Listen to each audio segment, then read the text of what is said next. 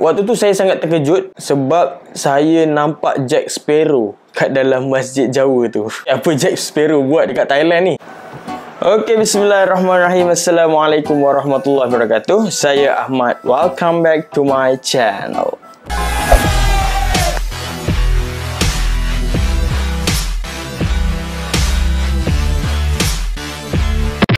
Okey, terima kasih diucapkan kepada anda yang masih setia. Okey, Alhamdulillah, terima kasih diucapkan kepada anda yang masih setia bersama dengan saya. InsyaAllah hari ni saya nak sambung daripada buku Ustazah Basikal, buku yang mengisahkan tentang pengembaraan saya bersama dengan isteri mengembara ke 14 buah negara bermula daripada Malaysia, Thailand, Myanmar, India, Nepal, Pakistan, China, Kyrgyzstan, Kazakhstan, Uzbekistan, Afghanistan, Iran, UAE dan Arab Saudi, insyaAllah. Dan kami mengembara selama 15 bulan dan kami hanya bermula dengan RM1,900 sahaja. So bagi siapa yang belum subscribe, please subscribe. InsyaAllah kita akan cuba capai 100,000 subscribers. InsyaAllah sama-sama bantu channel kecil saya ini. InsyaAllah kongsikan ke semua platform dan kongsikan kepada keluarga-keluarga anda. InsyaAllah terima kasih diucapkan kepada anda. Alright, so tanpa kita lengahkan masa lagi, jom kita sambung cerita. Okey, so siapa yang belum tengok lagi episod yang lepas boleh tengok dekat sini. So kami daripada Mahachai, kami nak pergi ke Bangkok. Dan sebelum kami pergi ke Bangkok, saya deal dengan Amirul dan Aiman untuk berjumpa dekat satu lokasi, satu tempat dekat Bangkok. Amirul kata, sebelum kita jumpa dekat embassy, kedutaan Malaysia dekat Bangkok, why not kita jumpa dekat satu tempat dulu dan kita bincang what's the next plan. Kami merancang untuk berjumpa dekat Masjid Jawa. Bukan dekat Malaysia je ada orang Jawa, dekat Thailand pun ada Jawa juga kan. So kami plan untuk nak jumpa dekat Masjid Jawa lah. Dan kami pun mulakanlah kayuhan kami.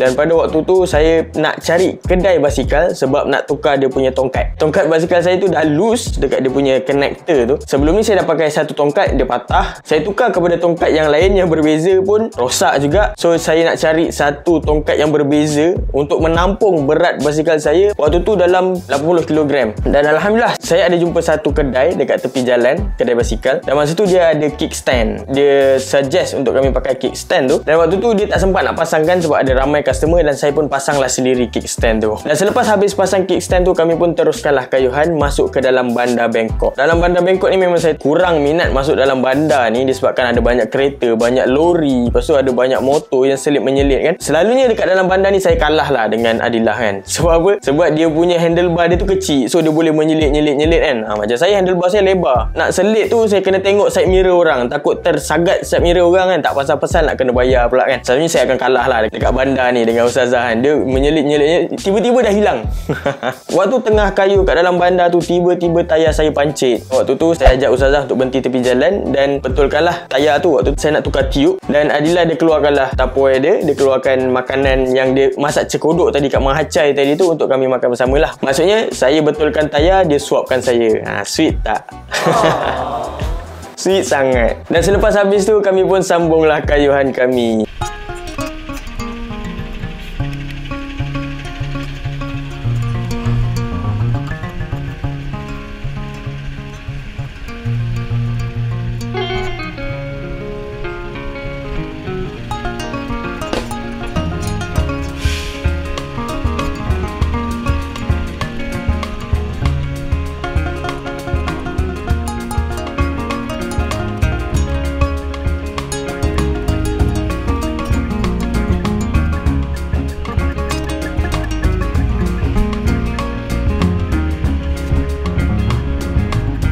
Sesekali kami jumpa kedai buah dan kami singgah untuk beli buah rambutan. Sambil-sambil kayu tu makan kan. Tengah-tengah traffic jam ni pun makan. Orang lain semua tengah traffic jam, kita kayu-kayu santai sambil-sambil makan rambutan.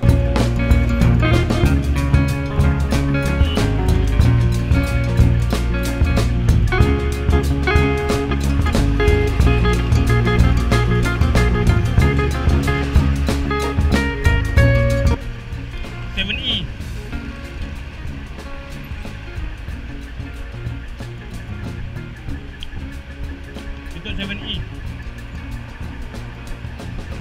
Bang Na tu. Dan kami pun teruskanlah kayuhan kami ke arah Masjid Jawa. Bila kami sampai ke Bangkok, kami tak jumpa Masjid Jawa tu. Disebabkan dia tersorok masuk ke dalam. So, kami kadang-kadang terlajak, simpang dan sebagainya.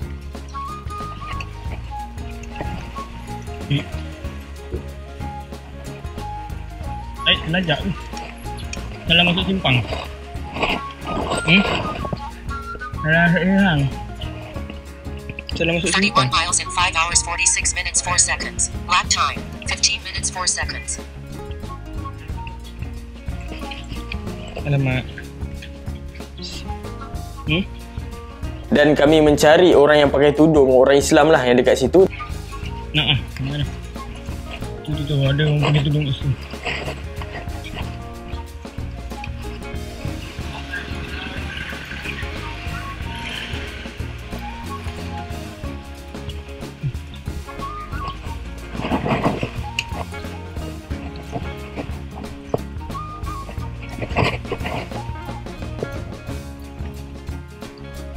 Dan alhamdulillah kami berjumpa dengan satu kedai makan. Punya owner dia tu pakai tudung. Assalamualaikum. Dan kami tegur lah. Kami tanya, Jawa Masjid. so kami dah pandai cakap Thailand sikit-sikit kan. Terus betul. Ada seorang sahabat dia waktu tu dekat situ, nama dia Siti Hawa, dan dia tunjuk kami kat mana Jawa Masjid tu.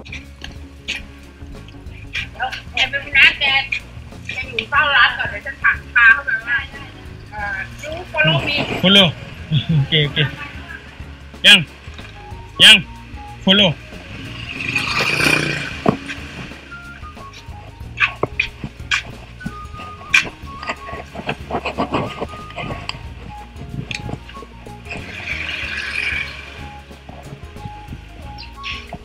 You can speak English? A little bit. What's your name? Siti Hawa. Wife of Adam. Siti Hawa. First woman. Dan rupa-rupanya nak masuk ke Jawa Masjid tu, dia kena masuk satu lorong yang kecil. Yeah. The most. Alright. Thank you very much. Okay. Alright, thank you very much. Kami pun masuklah kat dalam lorong tu. Nampak dorang.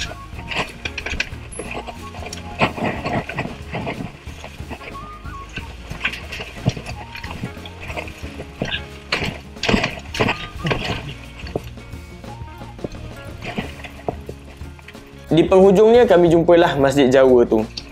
Wish.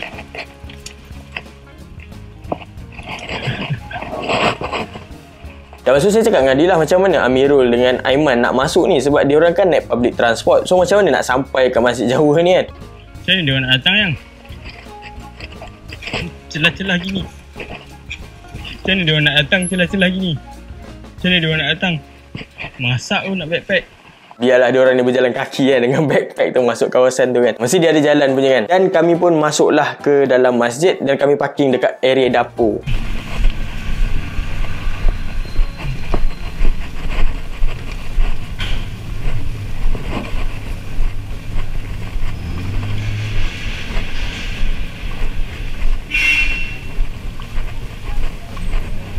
Alhamdulillah.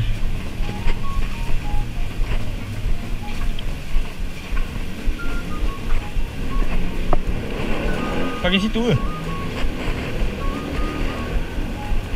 Di tengah sikit.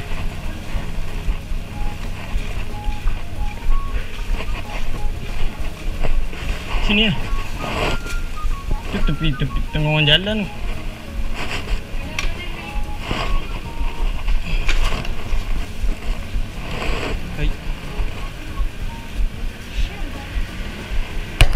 Dan pada waktu tu dia bukan pada waktu solat lah, maksudnya tak ada orang dekat masjid tu. Waktu tu saya sangat terkejut sebab saya nampak Jack Sparrow kat dalam masjid Jawa tu. Apa Jack Sparrow buat dekat Thailand ni? Dan masa tu saya tegur lah dengan abang tu kan. Nama Jack Sparrow tu adalah Abang Sulaiman. Okay? Dan Abang Sulaiman ni dia adalah tok siap masjid tu kan.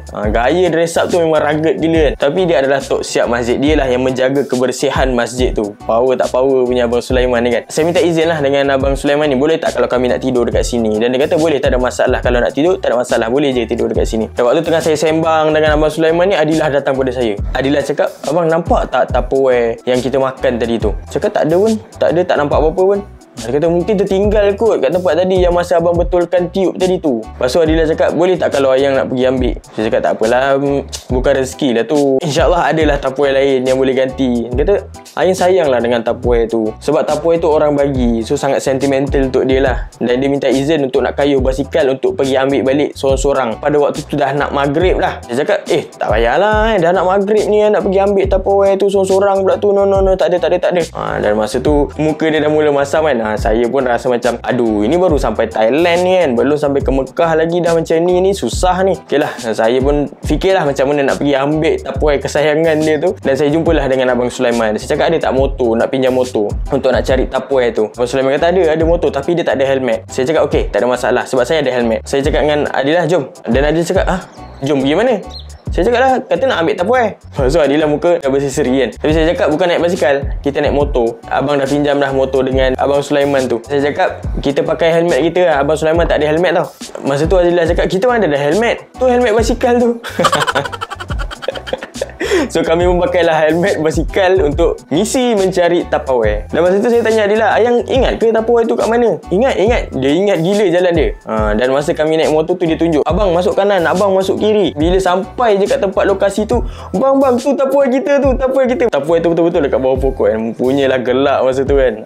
Ini adalah satu pesanan untuk para lelaki. Jangan cuba-cuba untuk pisahkan Tupperware dengan seorang perempuan. Sebab dia punya chemistry tu sangat rapat. Kalau hilang tu macam hilang anak. So sama-samalah kita menjaga Tupperware keluarga kita. Dan kami pun baliklah ke masjid. Sampai je kat masjid, rupa-rupanya Amirul dengan Aiman tak sampai lagi. Dan masa tu saya tanya Amirul ada dekat mana. Dan dia masa tu masih lagi on the way daripada Ranong ke Bangkok. Okay, dan saya cakap dekat masjid ni ada Jack Sparrow. Dan dia ingat saya bergurau kan, mana ada Jack Sparrow kan. Tapi bila dia sampai je dekat masjid Jawa tu, dia kata betul lah Mat, Jack Sparrow tu.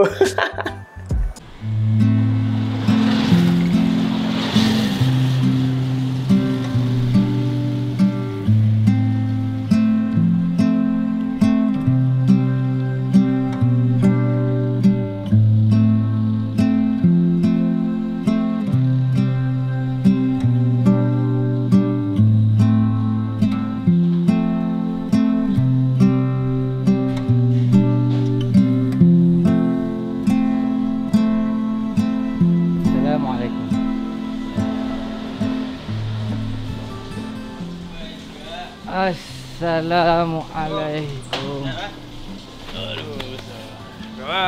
Baik. Datang ni apa? Naik tut.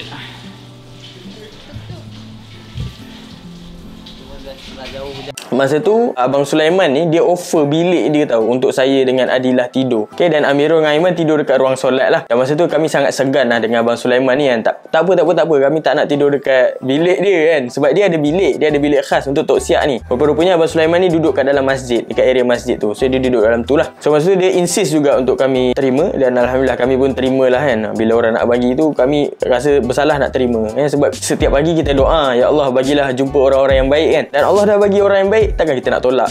So kita terimalah masa tu. Dan Alhamdulillah. Dan pada waktu malam tu ada kelas mengaji. Dan kelas mengaji tu Adilah dia minta izin dengan saya lah, boleh tak kalau nak join kelas mengaji tu. Saya rasa berdosa lah kalau saya tolak kan. Saya tak benarkan. Suami jenis apakah aku? Dan saya pun benarkan lah untuk dia join.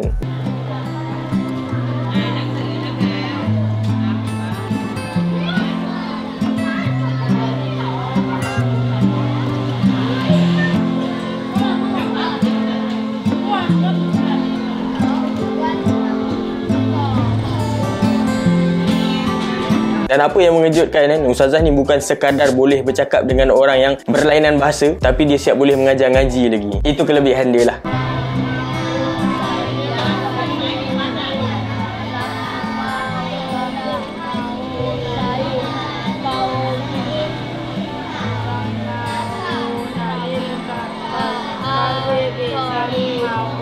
So kami pun bermalam dekat Masjid Jawa tu satu malam sebelum kami pergi ke Kedutaan Malaysia di Bangkok. Okey, sampai sini saja untuk episod kali ini. Sedikit hikmah dan renungan daripada saya. Janganlah menghakimi orang dari bentuk luaran. Boleh jadi dia lebih mulia dan baik berpuluh-puluh kali ganda dari diri kita, insyaAllah. Sehingga sini saja. Bagi siapa yang belum subscribe lagi, please subscribe. Bagi siapa yang sukakan video ini, please klik like dan bantu saya untuk sebarkan ke semua media sosial platform, kepada Facebook dan Twitter, TikTok dan sebagainya, dan sebar-sebarkan dan beritahu ahli keluarga untuk subscribe channel Ahmad Isa. Okey, sehingga kita berjumpa lagi. Saya Ahmad. Assalamualaikum warahmatullahi wabarakatuh.